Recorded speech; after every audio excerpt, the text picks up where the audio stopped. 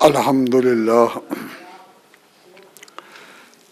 الحمدللہ وسلام علی عبادہ الذین اصطفیٰ اما بعد فقد قال رسول اللہ صلی اللہ علیہ وسلم اذا دخل رمضان فتحت ابواب السماء وفی روایت فتحت ابواب الجنہ وغلقت ابواب جہنم وسلسلت الشیاطین او کما قال النبی صلی اللہ علیہ وسلم وقال عن انس بن مالک رضی اللہ تعالی عنہ قال دخل رمضان فقال رسول اللہ صلی اللہ علیہ وسلم ان هذا الشهر قد حضركم وفيه ليلة خير من ألف شهر ومن حرمها فقد حرم الخير كله ولا يحرم خيرها إلا كل محروم او كما قال النبی صلی اللہ علیہ وسلم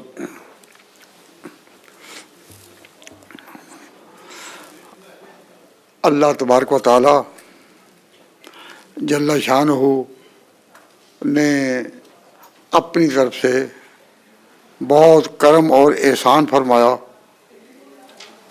کہ اوقات انسانی میں سے وہ اوقات جن کا سامنا انسان اس دنیا میں کرتا ہے، یہ رمضان مبارک یہ مہینہ ایسا بابرکت بنا دیا، اور اس سے پہلے یہ جو شعبان کے آخری 2 ہفتے ہیں جن سے ہم اب گزر رہے ہیں، اور 1 ہفتہ کے بعد پھر انشاءاللہ العزیز رمضان شروع ہونے والا ہے، تو اللہ تبارک و تعالیٰ جل شانہ کا بہت بڑا احسان ہے کہ اس نے موقع دیا کہ برکت والے اوقات میں شاید پھر مسلمان پھر توبہ کر لیں اور اللہ کی طرف رجوع لائیں۔ نبی پاک صلی اللہ علیہ وسلم ارشاد فرماتے ہیں کہ مہینہ شہر مبارکن، یہ مہینہ جو آنے والا ہے یا رمضان بڑا شہر مبارکن، بڑا برکت والا مہینہ ہے، فرض اللہ علیکم صیامہ، اللہ نے اس کے روزے تم پر فرض کیے۔ تفتح فیہ ابواب السماء، اس مہینے میں آسمان کے دروازے کھول دیے جاتے ہیں۔ وہ دروازے گو تمہیں نظر نہیں آتے، ہمیں نظر نہ آئیں، لیکن پیغمبر کا کہنا غلط نہیں ہو سکتا۔ وہ کس روحانی پیرائے میں کھلتے ہیں، کس طرح اس کا روحانی اثر پھیلتا ہے، یہ اللہ جانے، لیکن مسلمان کا عقیدہ یہی ہے کہ جو کچھ فرمایا نبی پاک صلی اللہ علیہ وسلم نے حق ہے۔ تو حضور فرماتے ہیں کہ اتاکم رمضان ہو، رمضان کا مہینہ آیا اور یہ مبارک مہینہ ہے، فرض اللہ علیکم صیامہ، اللہ نے اس کے روزے تم پر فرض کیے۔ تفتح فیہ ابواب السماء، اس میں آسمان کے دروازے کھولے جاتے ہیں، وتغلق فیہ ابواب الجحیم، اور جہنم کے دروازے بند کر دیے جاتے ہیں۔ ویسے تو جب کوئی مرے اور اس کا انجام جہنم ہونا ہو تو وہ اس کے مرتے ہی جہنم میں اس کا داخلہ ہو جائے گا، لیکن رمضان میں وہ مرنے والا بھی جو ہے اس کو رمضان کے اختتام تک اللہ تبارک و تعالیٰ جل شانہ نے جہنم کے دروازے بند کر رکھے ہیں، اس میں کسی کا داخلہ نہیں ہوگا، اور جو اس لائق بھی ہے وہ اپنی سزا کو پہنچے گا اس کے بعد۔ تو رمضان کی کتنی برکت ہے کہ اس میں جہنم کے دروازے بالکل بند کر دیے جائیں اور جنت کے دروازے کھول دیے جائیں۔ ان دنوں دن اتنے لمبے ہیں کہ اس میں روزہ رکھنا لوگوں کو بڑا دوبر نظر آتا ہے، لیکن یہ صرف ایک خیال ہی خیال ہے۔ انسان اپنی بزی لائف میں اور مصروف زندگی میں اس طرح گزر جاتا ہے کہ دن ختم ہوتے ہوئے پتہ بھی نہیں چلتا۔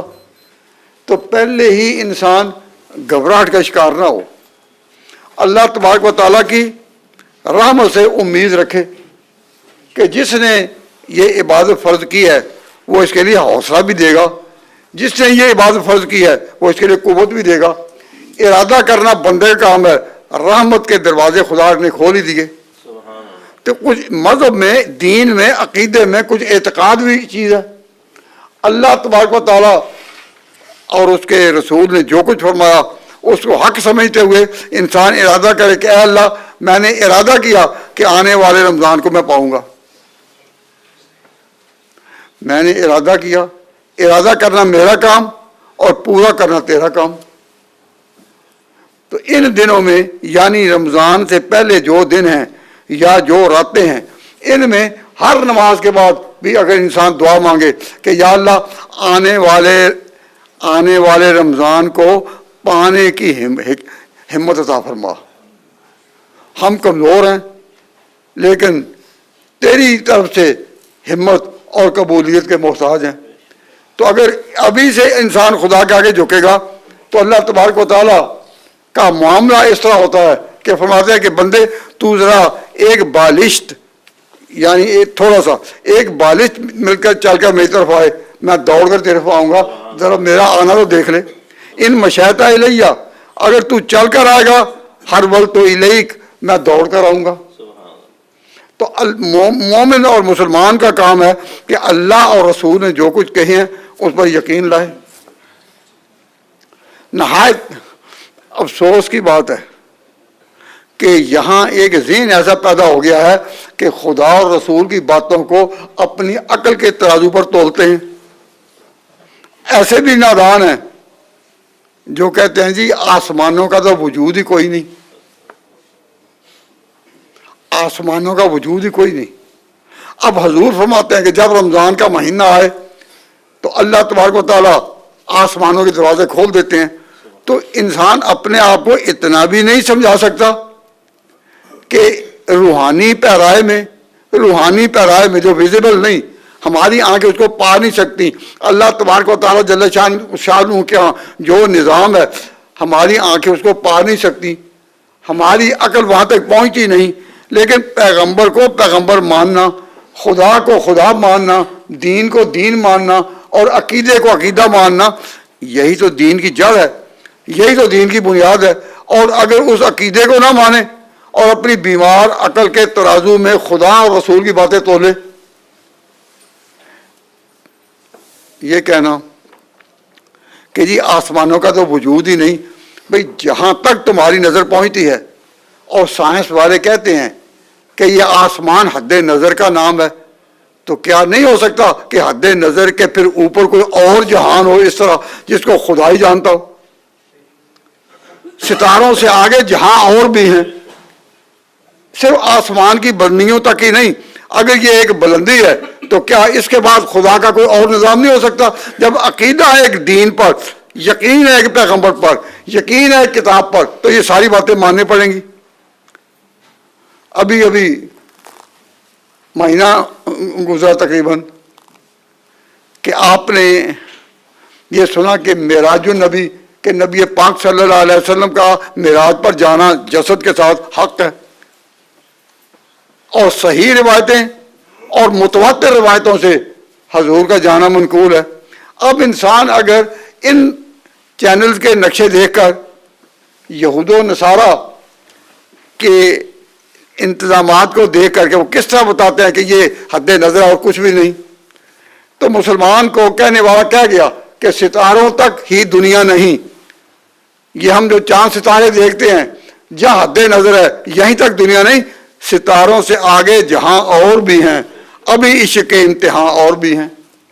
اے مومن تیرا ایمان کا امتحان یہ کہ عقیدہ یہی ہو کہ اللہ اور اس کے رسول نے جو کچھ فرمایا حق ہے۔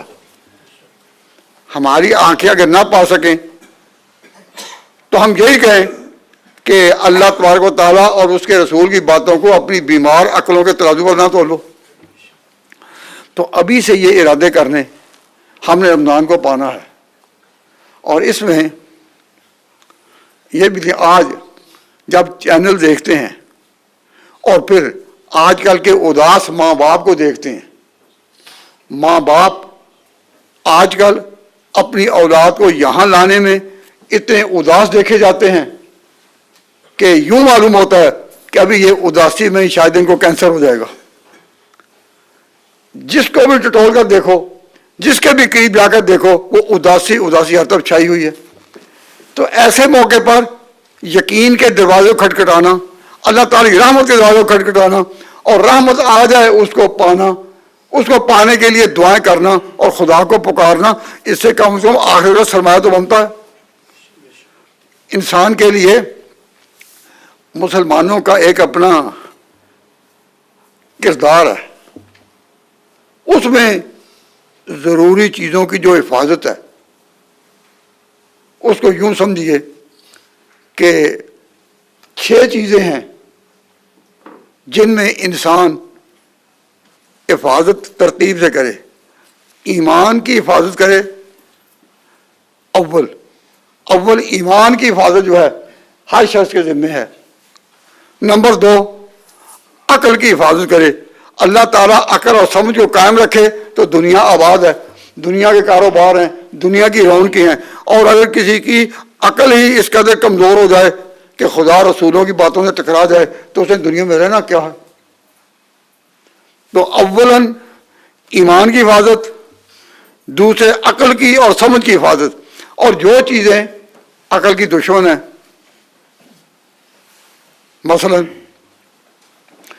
شراب کیوں حرام کی گئی؟ کیونکہ شراب پینے والا نشے میں اپنی عقل کھو بیٹھتا ہے، اور اپنی عقل اور سمجھ کی حفاظت رکھنا بندے کی ذمہ فرض ہے.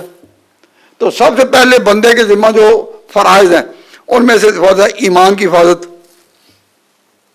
نمبر 2، عقل کی حفاظت. ہر وہ چیز جو عقل کو توڑے، جو عقل کو بیمار کرے، جو عقل کو ناقص کرے، اس سے بھاگو. شراب کو اسی لیے حرام کیا گیا کہ اس کا براہ راست حملہ عقل اور سمجھ پر ہوتا ہے. اور پھر غلط سوسائٹی، جب کوئی شخص غلط سوسائٹی میں بیٹھے اور دن رات غلط سوسائٹی کی باتیں سنے تو ان کی باتوں کا اثر بھی براہ راست عقل پر ہوتا ہے اور انسان کی عقل جاتی رہتی ہے. تو جس اسلام میں جو اسلام کا جو کردار ہے اور اسلام کا جو بنیادی اساس ہے، اس کا جو کردار ہے، اس میں یہ کہ عقل کی حفاظت ہر صورت میں کرنی ہے. یہ جو بری سوسائٹی سے روکا گیا وہ اسی لیے کہ بری سوسائٹی اثر کرتی ہے. دن رات بری سوسائٹی میں رہو تو انسان اپنے عقل میں بھی وہی سوچنے لگا پڑتا ہے جو وہ سوچتے ہیں. تو میں اس طرح توجہ دلا رہا ہوں کہ سب سے زیادہ حفاظت کس چیز کی؟ ایمان کی. اس کے بعد سب سے زیادہ حفاظت کس چیز کی؟ اپنی عقل اور سمجھ کی. اسی کے ساتھ دنیا آباد ہے. اور تیسری چیز مسلمانوں کے کردار میں کہ نسب کی حفاظت.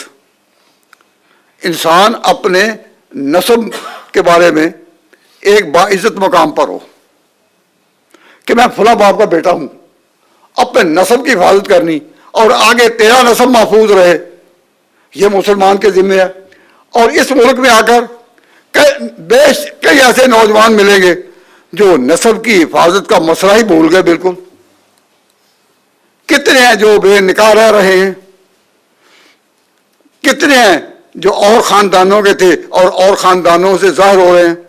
فرمایا نبی پاک صلی اللہ علیہ وسلم نے، من انتسب الی غیر ابی ہے، کہ جس نے اپنے اصل باپ کے نام سے ہٹ کر کسی اور باپ کے سائے میں اپنا تعارف کرایا کہ میں اس کا بیٹا ہوں، اپنے خاندان سے نکل کر کسی اور خاندان کی نسبت سے اپنا تعارف کرایا، تو فرمایا من انتسب الی غیر ابی ہے وَهُوَ يَعْلَمُ أَنَّهُ غَيْرُ أَبِيهِ فَالْجَنَّةُ عَلَيْهِ حرام، اس پر جنت کی ہوا خوشبو بھی حرام ہے. جس طرح اولاً ہر انسان اپنے ایمان کی حفاظت کرے اور سوچے. نمبر 2، اپنی عقل کی حفاظت کرے اور اس کے تمام پیرائے جو ہیں عقل کو مٹانے والے اور خراق ان سے بچے. نمبر 3، اپنے نسب کی حفاظت. نمبر 4، اپنی جان کی حفاظت. تو ایک ترتیب سے یہ حفاظتیں اپنے ذمہ آتی ہیں. جان کی حفاظت اس قدر ضروری ہے کہ اسلام نے اس میں یہ راہ بھی دکھائی کہ اگر کوئی شخص مضطر ہو، جنگل ہے، بالکل مجبور ہے، کوئی چیز کھانے کو نہیں ملتی، تو اپنی جان بچانے کے لیے وہ حرام بھی اس وقت کھا لے تو اس کے لیے جائز ہے۔ کیوں؟ جان کی حفاظت فرض ہے۔ اس کا معنی یہ بھی ہے کہ ہر وہ چیز جو جان کو ضائع کرنے والی ہو، ہر وہ چیز جو جان کو برباد کرنے والی ہو، اس سے بچنا ضروری ٹھہرا۔